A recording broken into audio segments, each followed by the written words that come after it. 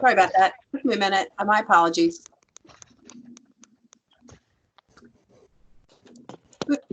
Who do we have so far? We have, let's see, Joanne, Keith, AJ, Bill, Yep. Dave Preet. I think Dan's trying to get back in. Jeanette. Yep. And then, Jamie, are you with us? Yeah, I'm here. I'm just on audio. Okay. I made it in. Okay. So just as a reminder, everybody, in order to be compliant with the executive order and being able to conduct business this way, we are recording this meeting for posterity. Okay. All right. So that means we need to watch our P's and Q's. Is that right? You know, it's up to you. We will. We will. How would you Okay, like well, to be remembered? So we have, so we do have quorum, correct? We do. Okay. Then we'll go ahead and get started. Is there any conflict of interest that needs to be disclosed at this time? Okay, hearing none. Let's go to the minutes. Has everyone had an opportunity to read through the minutes from our February 5th meeting?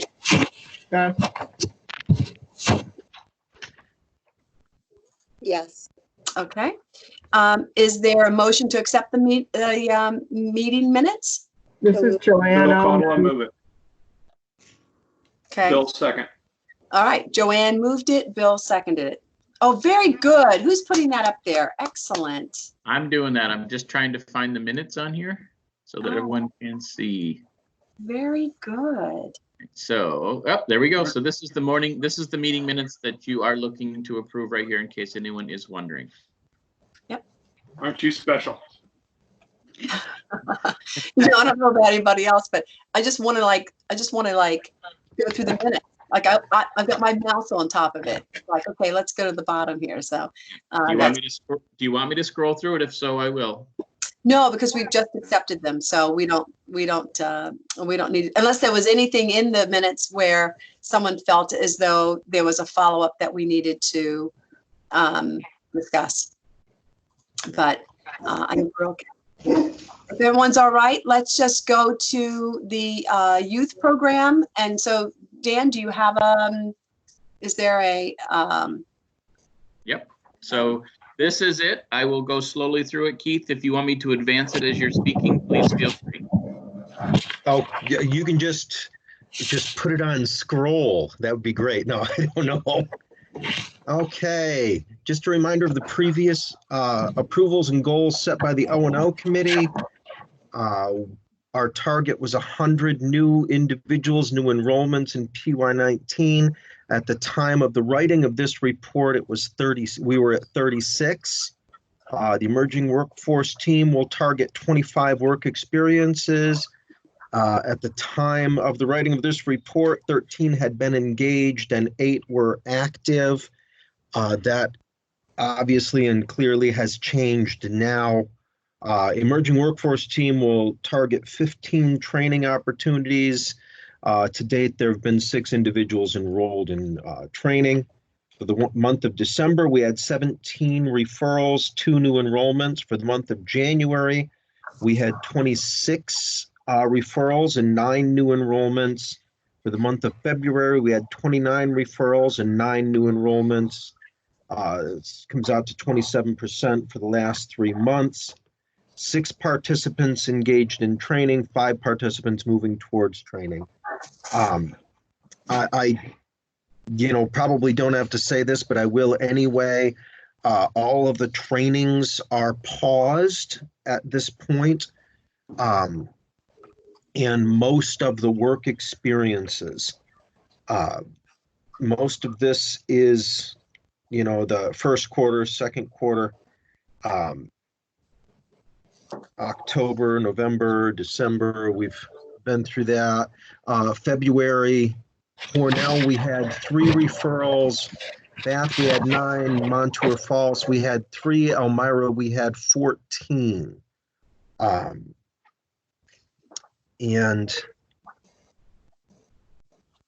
as I said, in January, we enrolled 9, and in February, we enrolled 9.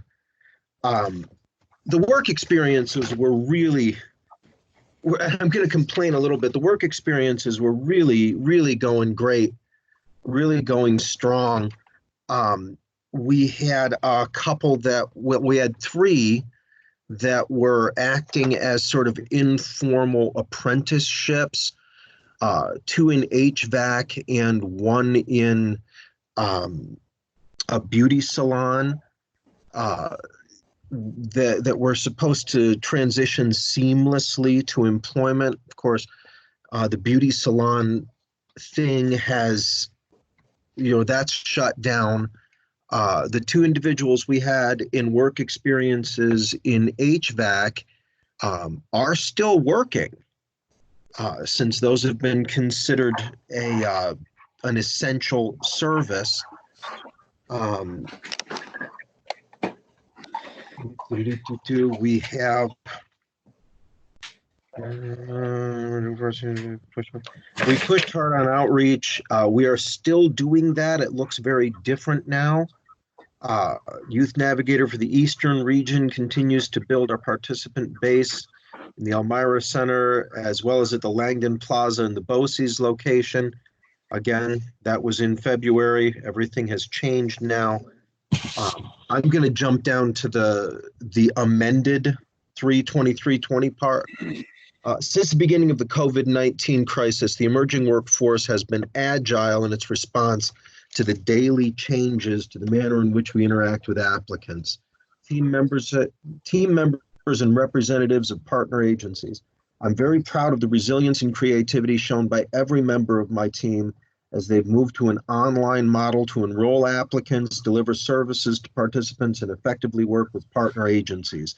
I'm confident that we will emerge from this crisis as a more efficient and flexible program. And I am confident of that. And we have continued to enroll participants throughout this lockdown. I have approved 5 enrollment requests from the navigator down here on the Western Front. She hasn't funded all of those services yet. We're still weeding through a couple of hurdles, but I'm sure that we're going to do that. I'm sure we're going to get this beat. We are working now on online workshops. We're bringing in software where we can use avatars to engage youth. We're working with a program called Cahoots that's interactive. And I have been working with a guy who used to be the navigator. He's in PTE now, but I've been sort of loaned him about half of his time for each week, and he is very connected with rural communities up in the rural areas of Chemung and Schuyler County. And he presented me today with a partial list of agencies, clubs, and sort of informal community centers, rural community centers, that he's going to be reaching out to. And we're going to continue to push hard, and that's where we are.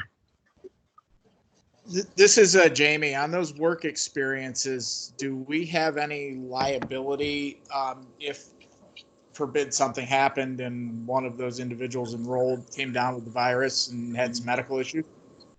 Well, that is an active conversation that we've been having. And right now, what we've been doing to sort of safeguard against that is we've been in communication twice a week with the host site, ensuring that they are doing everything required to keep those participants safe. And we've been in contact twice a week, at least, with the participant, gauging their feelings on it, gauging whether or not they feel safe, whether they feel comfortable. And of course, we are offering them the chance to pause these at their discretion. As far as your question about liability, I'm not sure what that looks like, other than to say that's been an active conversation between myself and other members of the agency. So Jamie, to answer your question, they are our employees. Technically, anyone in a work experience is on our payroll. So therefore, our comp and other insurances would come to play if there is liabilities. But we don't allow them to function in non-essential businesses or non-essential activities, which is why most of them have been shut down. That's one of our criteria, at least give us a little bit of cover there. But yeah, so that's kind of a three-way out, if you will. So the three legs of the stool are the participant has to be comfortable and interested in continuing during this time. The business has to be essential and able to work with and continue the training of the individual. And legally at our end, from the Department of Labor perspective and WIOA rules, both from the federal and state level, we are actively listening and updating whether or not we're technically allowed to continue and or fund these activities. Right now, on that leg of the stool, we are allowed to continue doing so. And so at this point, as long as both the participant and the training provider are interested in continuing it, we have been continuing it. Yeah, have you, this is Judy. So Dan, have you and the team been receiving any requests from essential businesses, because there's quite a few, looking for new workers to join them that could take advantage of some of these programs? That's I would say, big picture agency wide. No, I have not gotten those, but that could also be because I'm not allowed to engage programming wise with the youth program. So Keith will have to answer that. So we have been notified through business services that there are essential businesses hiring, but no, we haven't had requests for our work experience folks to go in there.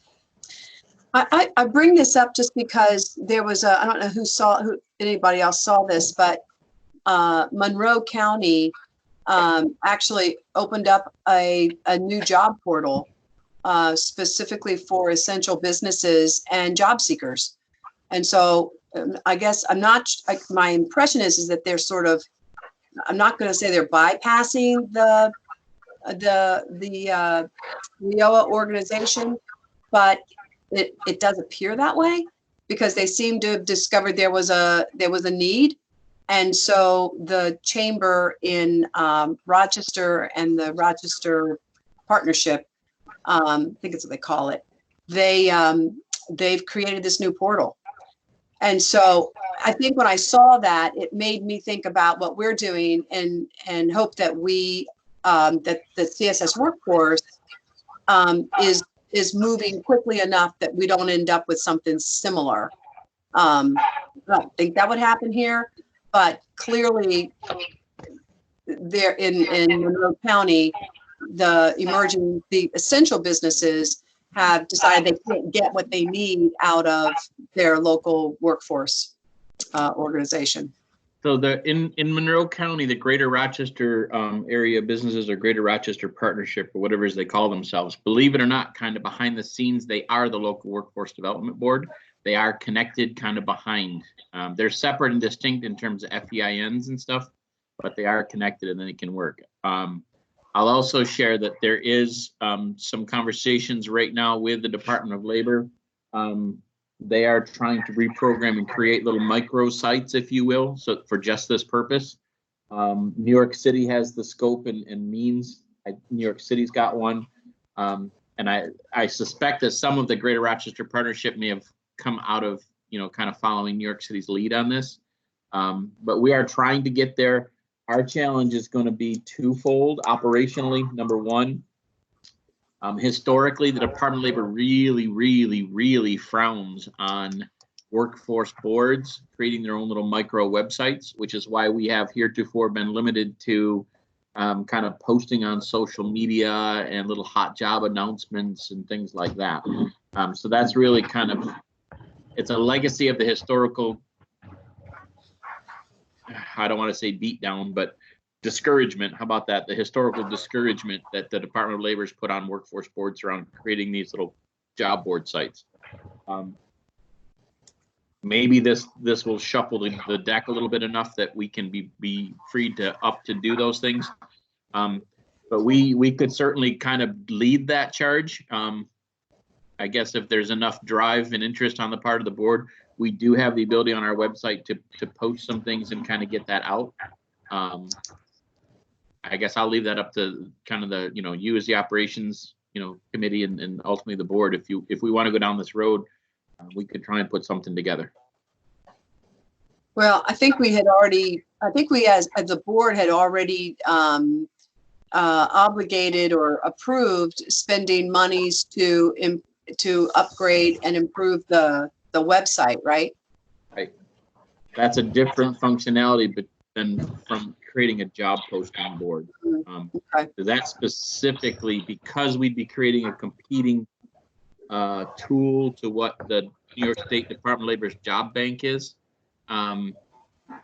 We in the past, we've kind of been cautioned that if the Department of Labor and thus WIOA is investing it in Wagner Pies, are investing over here, you're intentionally creating a redundant tool, and therefore those costs may be disallowed. That's historical conversations. If we feel strongly that we want to get in the job board business, I certainly will ask those questions and drive down that road. But that's kind of why we have not gone there. I have a different question. This is Joanne. Just wondering, have they relaxed like some of your things that you need to do? Like you can do more phone conferences instead of face-to-face, or just curious? Well, what I would say is yeah, we're working on policies right now with Rayanne and our state rep, but we have had the ability to do phone and text conferences and video conferences, video meetings with our participants. We've had that ability since I started anyway, and we've been doing that in the past. The only thing that's sort of evolving really fast right now is we're looking for the green light on getting signatures online, virtually, and we've moved from paper files, which we're obviously not allowed to take home with us and we're not allowed to create from home. We're working towards being able to do all of the enrollment pieces virtually, fillable forms, signature lines on forms, and delivery of services via this sort of medium, this virtual meeting medium. So just to add to that a little bit, I think the issue is a signature. So we are working on making a formal request that says, if we use this kind of software and these are validated electronic signatures, can they suffice? So we are in process with that. Okay. How quickly are you working on that? Is that for me? That we are working on that super duper quickly. We've already converted all of our hard copy forms, what we used to have to sit at a desk and fill out. We've already converted all of our intake and enrollment forms to fillable forms that can be done in this sort of virtual format. And I know Rayanne is moving really quickly towards getting the okay from, is it Tom or is it higher than Tom, Rayanne? Well, Tom will tell me how to move it through, yes. Well, I will tell you that CSS area, we are actually leading the charge on this front. That we have regular calls with wood directors, and I will tell you that the fact that we're even this far along with doing signatures and actually negotiating with which signatures are required with our Department of Labor program staff, we are out in the forefront. Where I can't say that something the size of New York City hasn't jumped out ahead of us since Monday or Tuesday of this week. But I will tell you, on Monday or Tuesday of this week, it was very clear that we were out ahead.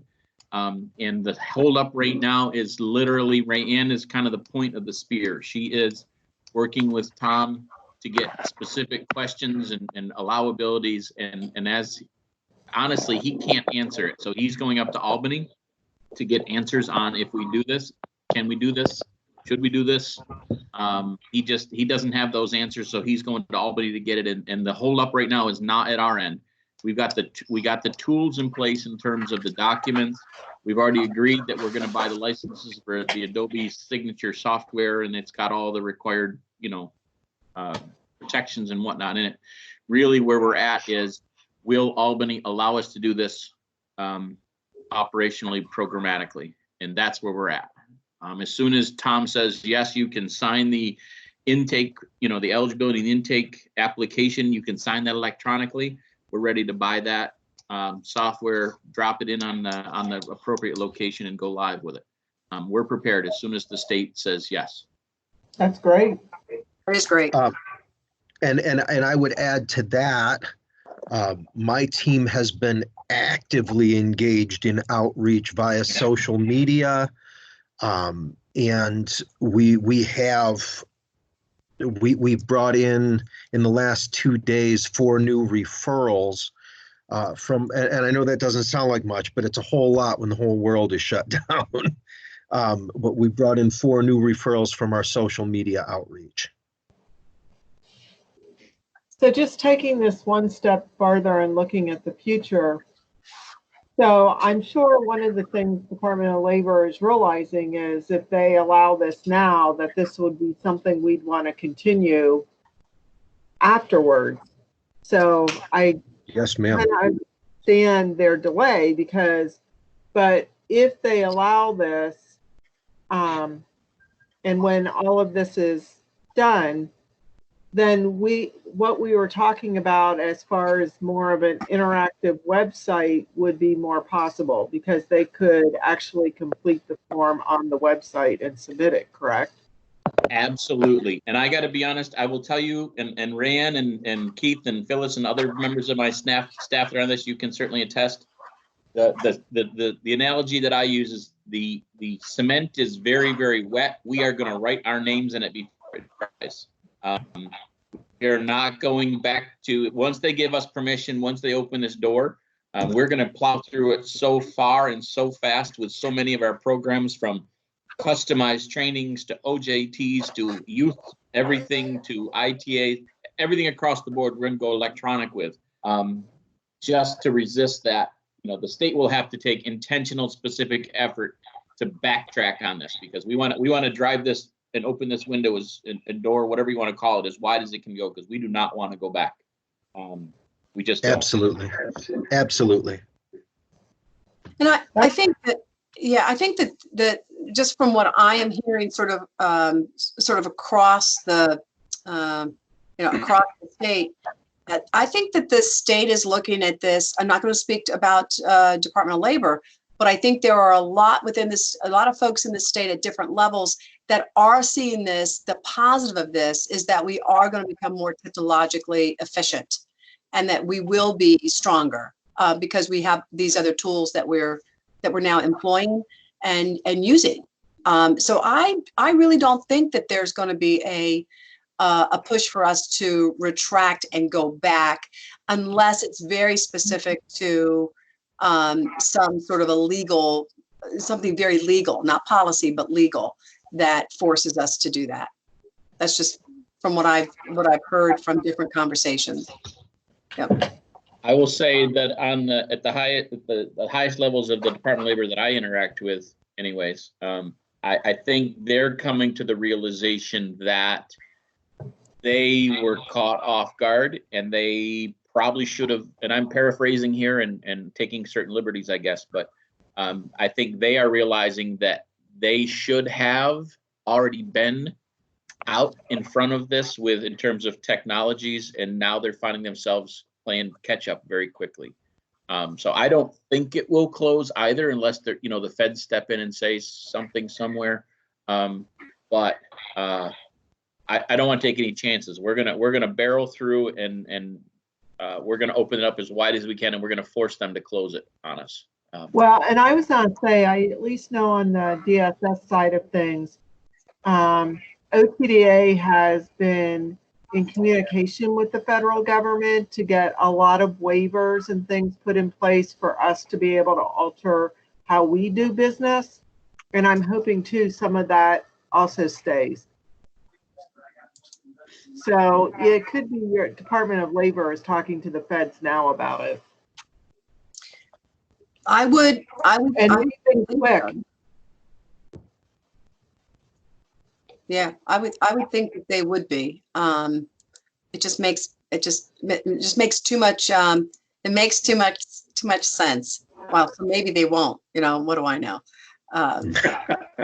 Just from a process perspective, it's 3 o'clock.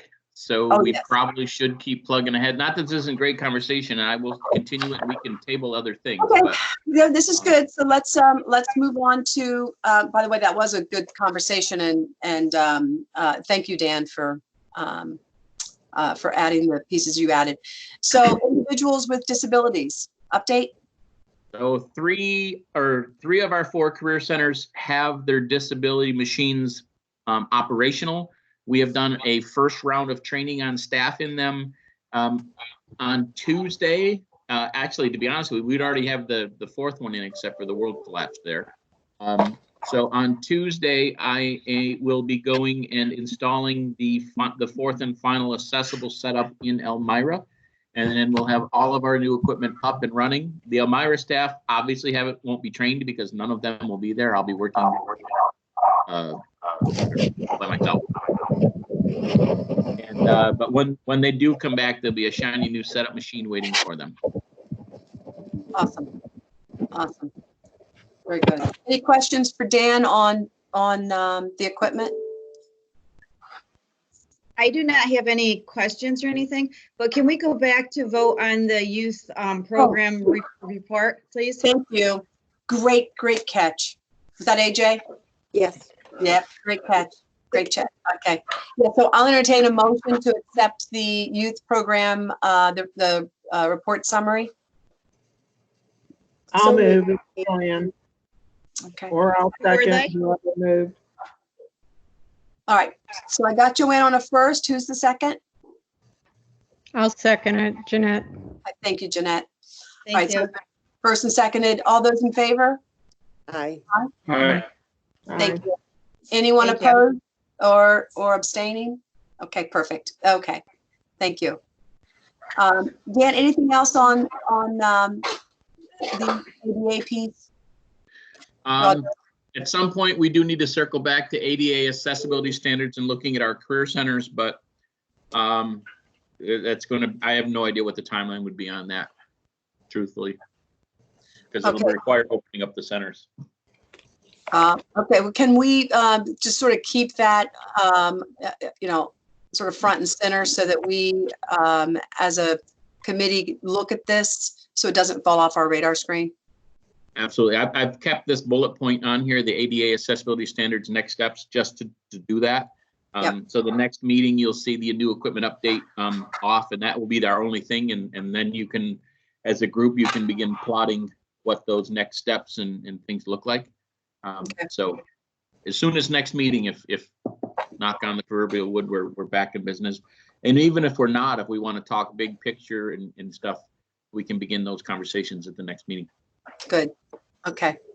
All right. The next item on the agenda is our operator report. Going to bring that up. Let's see, trying to figure out which one you want to be on. Probably this one right here. Rayanne? Okay, so I guess, I'll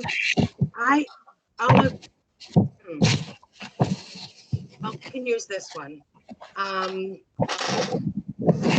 If there's another one you want to work on first, then please feel free. Otherwise, we can kind of go through the report. Actually, you know what we should do before we go any further? Dan should apologize for not introducing Dave Preet, who joins us as the new operations manager for the workplace team. And then in the future, Dave will be doing these, and assuming that he's just only a couple days into the job. But if you want, I'll unshare my screen, and then Dave, your face can be up for some of the folks to see. You have to talk. Everyone. Hey, everyone. Hello there. There he is. Okay, It's now been an you're interesting showing. week. There he is.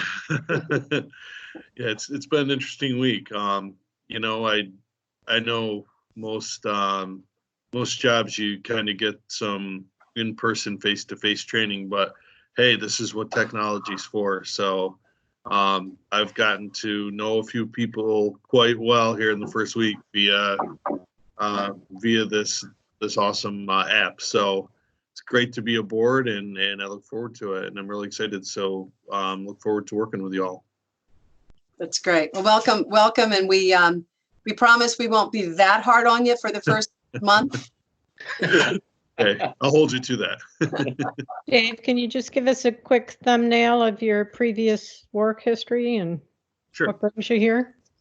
Sure. So I spent 15, almost 16 years actually working for a nonprofit organization called the Area Health Education Center, doing healthcare workforce development from high school kids all the way up through, professionals that were looking to, either be retrained or trained in different healthcare professions. And then most recently, I've been working in long-term care. I worked at 2 skilled nursing facilities doing marketing, outreach, and business development. And then my most previous position where I just came from, actually last week was my last week, was Care First, and which some of you might be familiar with. They provide the hospice and palliative care services in the same 3 counties that we cover, actually. Good. And I was business development there too. That's great. I live in the Hornell area. I live in Canisteo, so some of you might see me out and about, or you already have, or I already know a few of you personally. So I'm not shy. So definitely, if you see me and now you know what I look like, feel free to say hello, and love to chat with you in person. Not right now, of course, but hopefully sometime soon. Very good. All right, let's get on with the report. Okay, Rayanne? Okay, so activities that were kind of operator-like in the last month or so. One of the things we've done is Phyllis and I have gotten together and we've added standing agenda items to the site management team so that they can work on items that are getting reported to O&O. What we've added is a discussion of day-to-day issues and concerns, and even success stories for customers in the career centers. They will monthly take a look at the operational plan and/or center recertification areas for improvement. They will look at survey and performance data, just to, see if there's areas where they need to do some problem solving, and then they will be talking about business services. So, we've kind of standardized that format. We're hoping in the next coming year that there will be more work on the operational plan. And all of the data that gets sent to O&O, we're hoping that it gets discussed in the site management teams first, so that if there's any, the initial troubleshooting, that team should be frontline problem solving and innovation, and then the operations and oversights can provide support for that.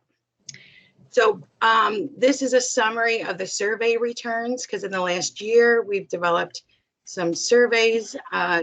You can see in the top section, there were very few surveys that were completed September, October, and November. We made a push in December and January, so we've gotten more. This is a breakdown of, Hey, this Ray, is just a graph. Yes. just wiggle on and request control, and then you can scroll at your own speed. Oh, I get to request control. Wow, cool. Yay. There you go. It's all yours, sister. Okay. So this is just a graph picture of survey returns September through January.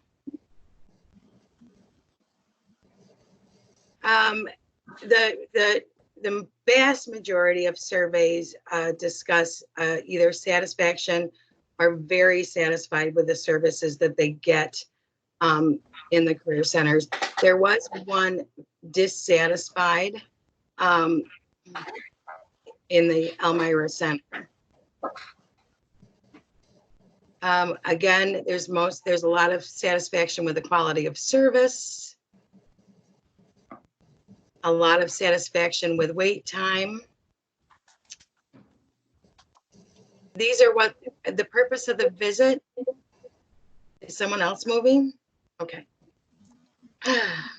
Where's the purpose of the visit?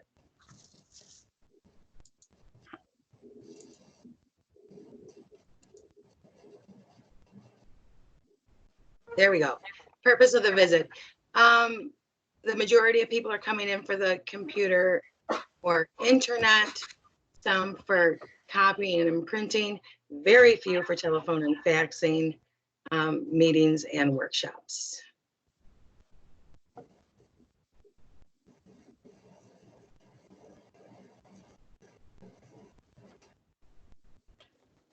I don't know what you guys are seeing, but this is like going up and down and it doesn't seem to be, there we go.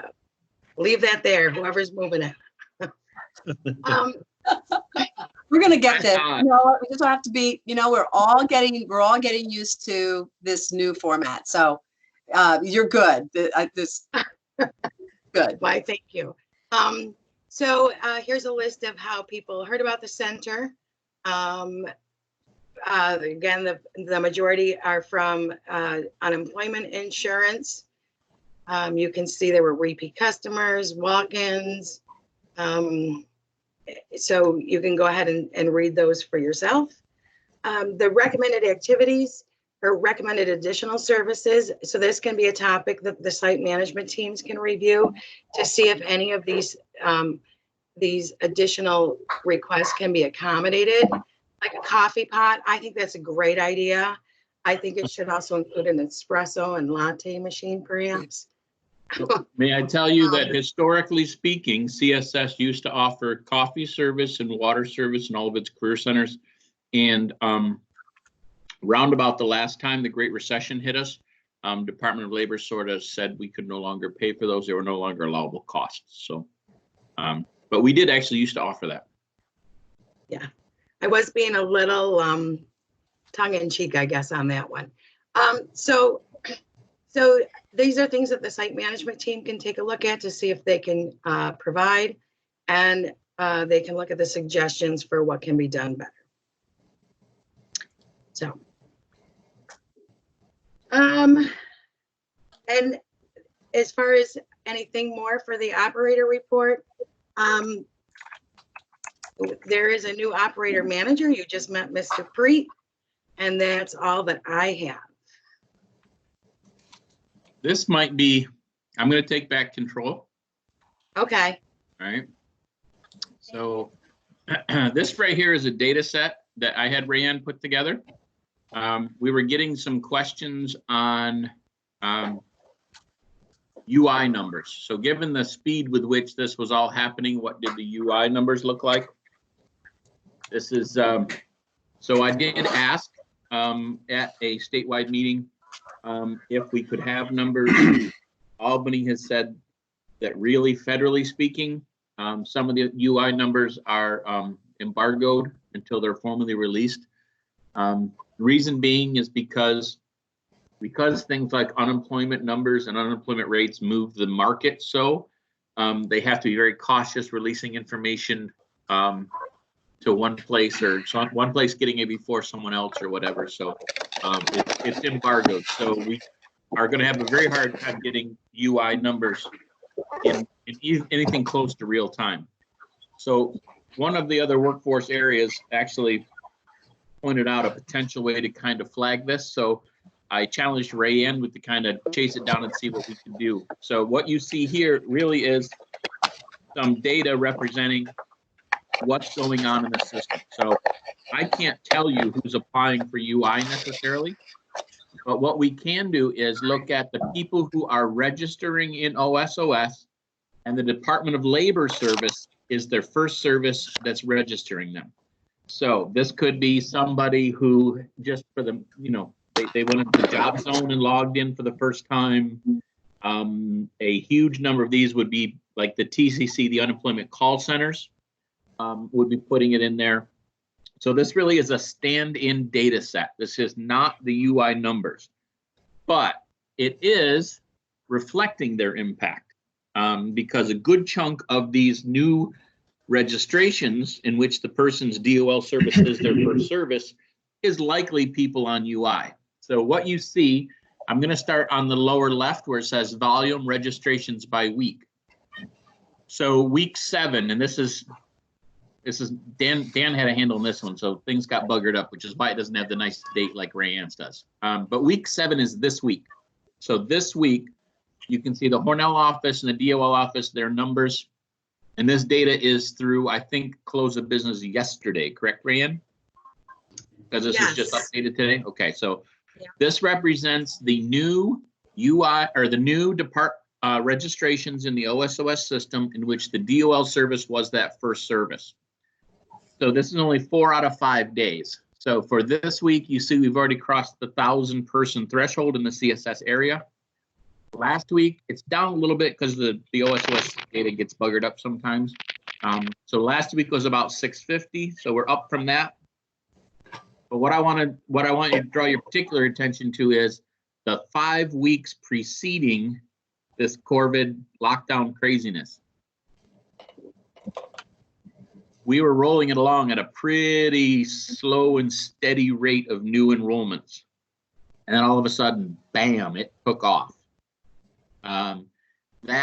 So last week and this week, that gives you an indication of the UI impact that the system is trying to deal with now and will be looking to deal with in the coming weeks and months. You can see different versions of it up above in line charts and by the nice weekly pictures that Rayanne did. And you can see some pie chart examples as well. But this is information that operationally speaking, if we had a career center open right now, they would be flooded. Because we don't, we're going to have to figure out, and it's not just us, it's the entire system across the state and probably country, truthfully, is going to have to figure out how to handle this many people in this short of time and provide some level of service. So it does harken back to the earlier conversation to a certain degree.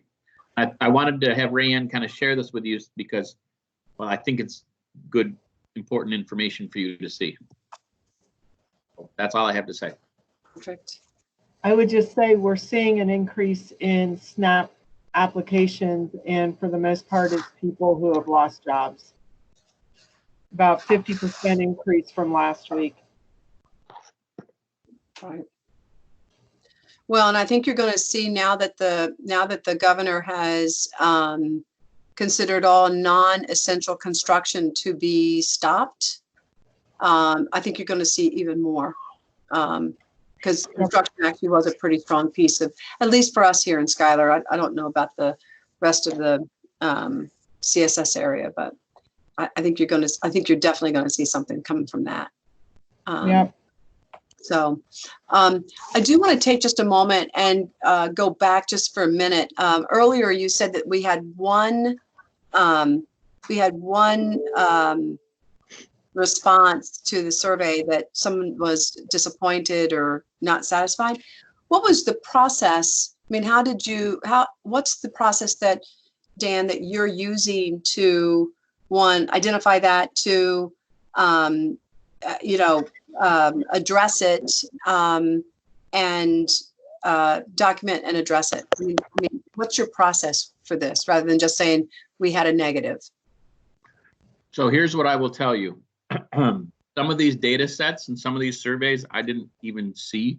I saw them when I was cleaning out a former staff person's desk.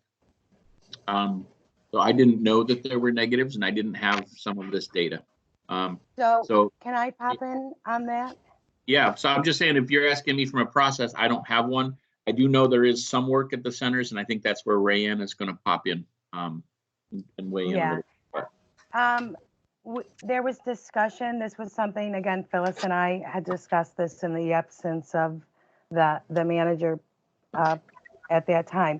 So when we get them, if we see one that's negative, that will be pushed out to both Phyllis and now Dave Preet, and they can take a look at it to see if it'll be closer to real time. They can take a look at it to see if there was something that they could have identified. So they will get it in real time and do what they can with it. Once they get it, I can't answer to that. That would be, they're going to have to work through that. We can design a more robust system, but right now we don't have a fully designed system. Do clients, I mean, I know they're doing the survey, but can they also, I mean, the survey, I don't know if you'll continue to do that for an indefinite period, but can they also file complaints? Because there were comments about staff being rude, poor customer service type things.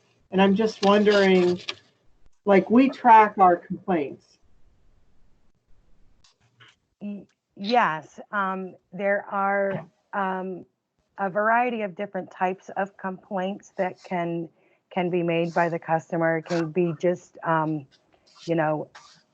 a concern about a staff at the moment, or it can go all the way up to discrimination. So there are signs throughout the center that directs people where to address their complaints.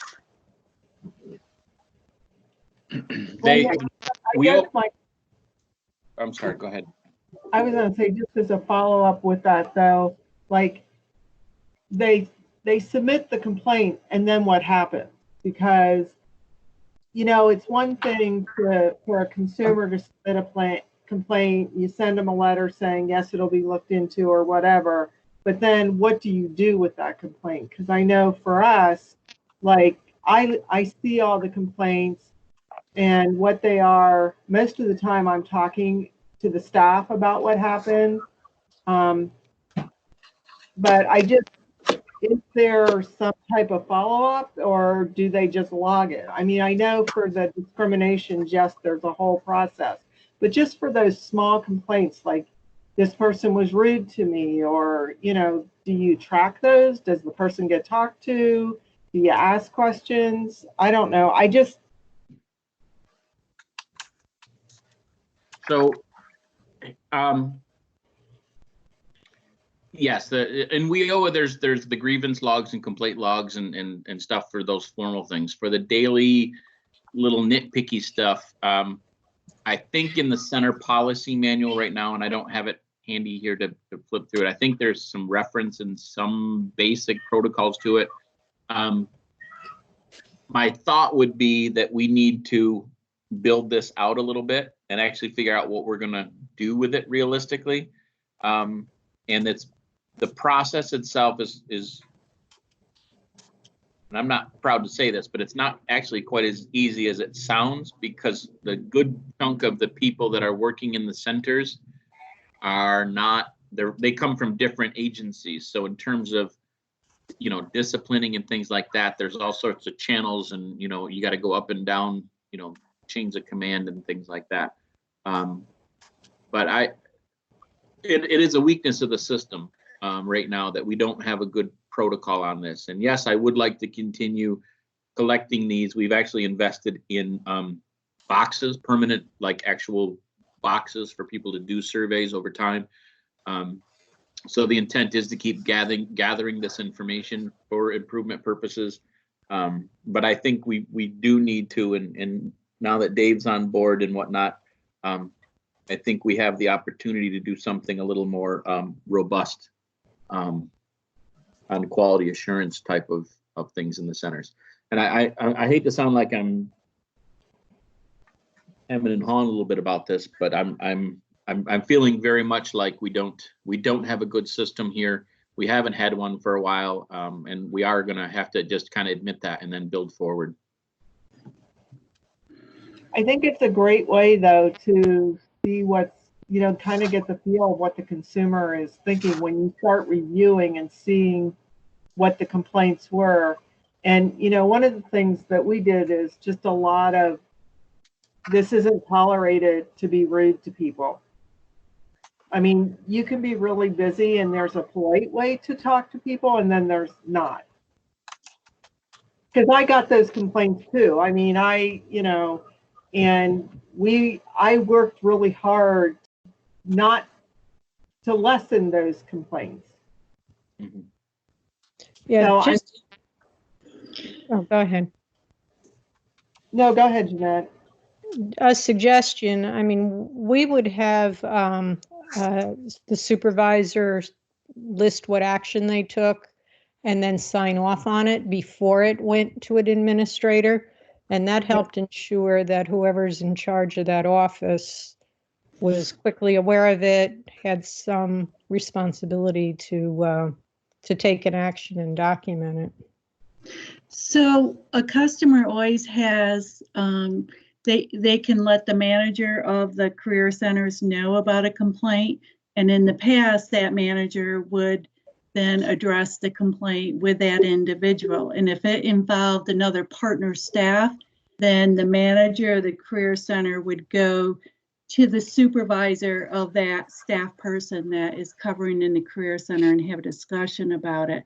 What makes it difficult is if someone doesn't voice that complaint or write it down, only in, an evaluation that they're putting into a box, then that's where, it makes it hard. Who was this person that was rude to the individual? So then as a group, as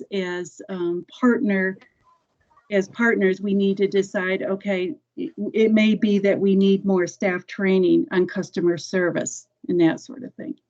Yeah, I mean, the action could be to address it in a staff meeting or something. Yes, yeah. Yeah, that's why I asked the question. I just want to make sure that from an operations perspective, we didn't, that we had the opportunity to have this conversation. Yeah.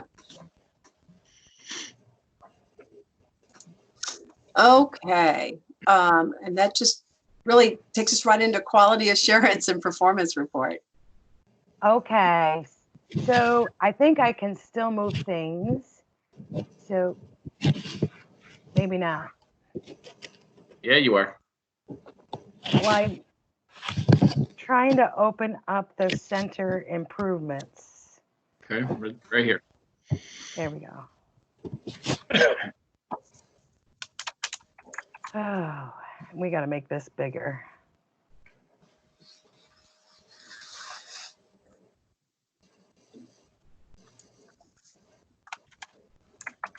Okay, so we did the center recertification last year, and that contained a list of recommendations for improvements. And so this had been discussed in the site management teams. And so this is the compilation of the improvements that they had completed in the last year. So I'm just going to highlight some of the bigger ones. Number one, external signage. New external signage has been put up in the Elmira and Bath centers. Number three, appearance. Bulletin boards and internal signages have been reviewed to reduce the clutter. Number five,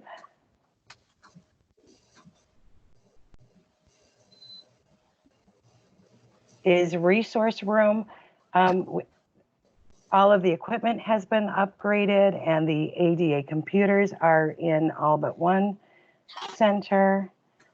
Number 9, staff training for a diverse customer base.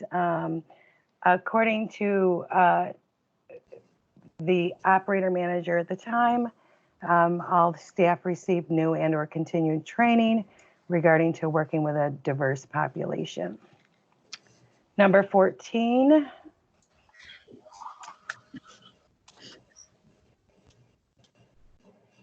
referrals.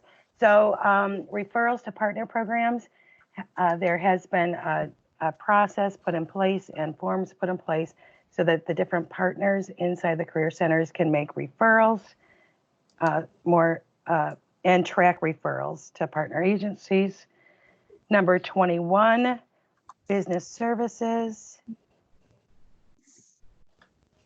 So Meet the Employer is currently being conducted in 2 of the centers, and at least 1 recruitment is being held in each center per month. And 25, industry recognized credentials. So there has been quite a large increase of ITAs completed during the last year. So this is just a summary of activities that the site management teams have been doing for center improvements. So we will go to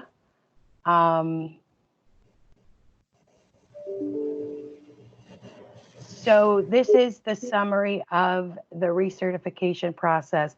So I went out and observed for all of these activities.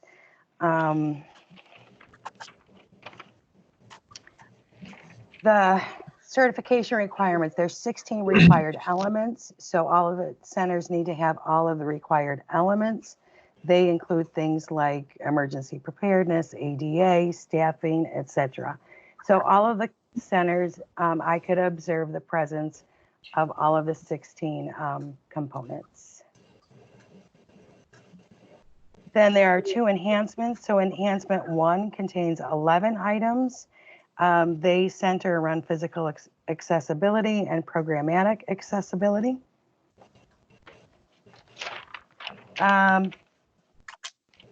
And there's an enhancement 2 that contains 14 items, and those all center around center effectiveness. So I put like a recommendation for each one, but some of them are stronger than others. So I'll just highlight what my stronger recommendations were. These are the areas where you would either, you can approve or not, or make different recommendations. So area number 3, appearance. There's some spaces in the centers that are quite cluttered, that contain a lot of storage. So I think that those areas need to be spruced up. Number 6, adaptive technology. We've got the new machines in there. We need to make sure that all the staff are trained and that people who can use them are. Number 7, safety and security. So our centers are in buildings that are owned by other agencies. Those buildings do have evacuation and safety plans in place. What we would like to see is a stronger knowledge of each career center staff, what the building's protocol is. So we'd like to see that refined and be more direct for the staff specific to the career centers. Number 9, staff training for a diverse customer base. And this also goes along with number 19, which is a capacity building plan. Okay, so this was an area that was a recommendation last year. From what I can observe, I think it should still be a recommendation this year. So I think that we should request we should develop an annual training plan so that we make sure that the staff are consistently getting trained and they're able to refine their skills and ability to a more sophisticated and mature level. So the capacity building plan number 19 is the only one that scored a no across the career centers. I recommend for 14 that we continue to refine and improve referrals to partner agencies. This will be critical with our current environment because people are going to be coming in once the career centers are open. They will be having multiple needs, so we will need to get really good at referring to other agencies. Number 15, virtual resources. We need to step up on those, as we had talked about earlier. Number 17, staff meetings. So part of this includes the site management meetings, the work that was done in the last month to generate some standing agenda items to keep the meeting more focused. So we'd like to see that really produce some good results. Number 18, primary indicators of performance. So we want to make sure all of the staff are aware of where we sit with the indicators and make sure all of the staff are aware of how to document inside OSOS so that we get get credit for what we're doing. And number 21, 24, and 25.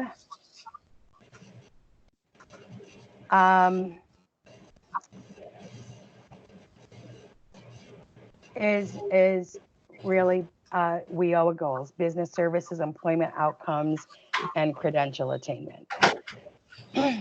So those were the highlights of where I think that higher levels of attention need to be made in the next year.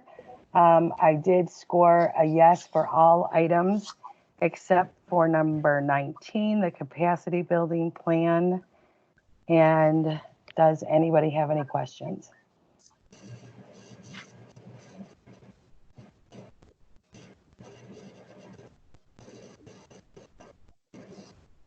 All right, so this would need, is this acceptable to present to the state?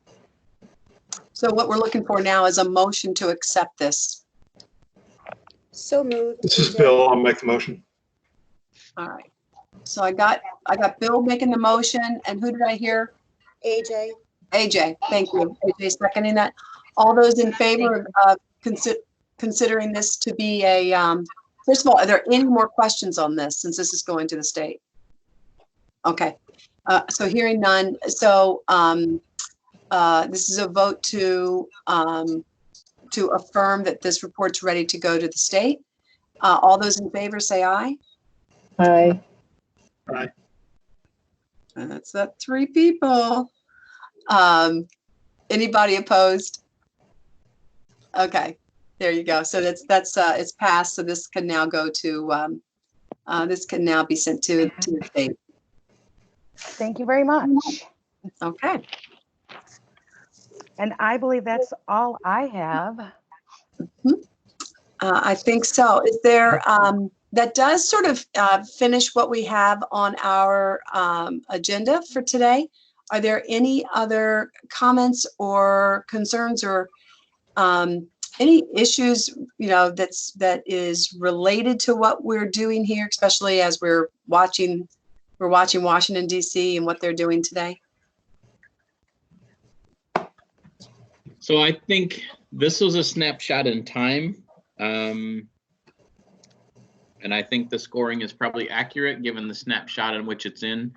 I'm not sure, looking back on it now through a different lens, that the virtual resources we're quite as robust as maybe what we thought we were at the time. So I think that's something that we're going to show tremendous improvement.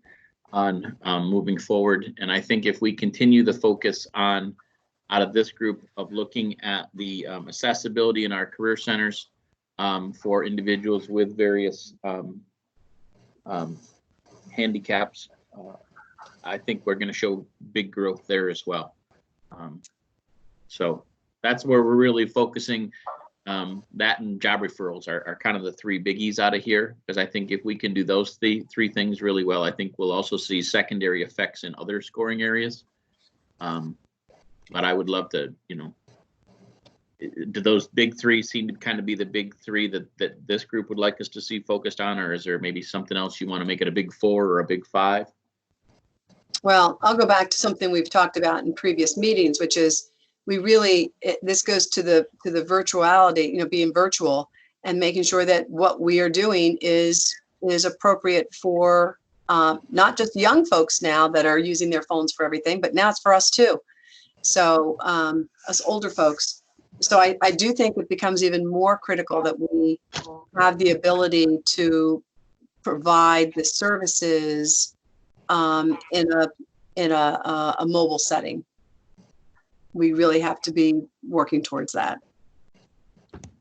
The other thing is you may want to really relook at those workshops you offer before you start them up again, and make sure that they reflect what the current work environment is, and make sure that the skills that are being taught are current to what the businesses need and how they're operating now. Yeah, that's a good point. Mm-hmm. That is a good point. I'll tell you what I like about this way of doing the meeting is that everything is captured on tape. So we can always go back and see exactly when we, you know, discussed a particular issue. So I do agree with you, Jeanette. This is probably becoming a pretty critical issue. And everybody's kind. Yes. Okay. Is there anything else for the good of the order? Oh, hearing none, I'll accept a motion to adjourn. I'll move. This is Joanne. Thanks, Joanne. A second? AJ. AJ, thank you. All those in favor? Aye. Okay, we'll stand adjourned until our next meeting. And our next meeting is, do we have that? Oh, should be on the agenda, and I just closed it. So let me look at the calendar here real quick. I don't see it on the agenda. I'm looking at it. Okay. Well, normally it would have been next week, but because this rescheduled is so close, the April one has been canceled. So the next one will be May 7th. May 6th. 6th. May May 6th. 6th. The Wednesday, yes, May 6th. All right. Well, then I will close the meeting by saying, be well, be strong, and be forward thinking. And I hope that you have a good weekend, and the next few weeks brings us some semblance of being normal. Maybe it's a new normal, so maybe we'll get used to it. So again, wishing you and your family very safe travels and very safe living. So stay connected, but stay socially distant. Okay. Thanks. Thank you. All right. Thank you. Bye-bye. Yep.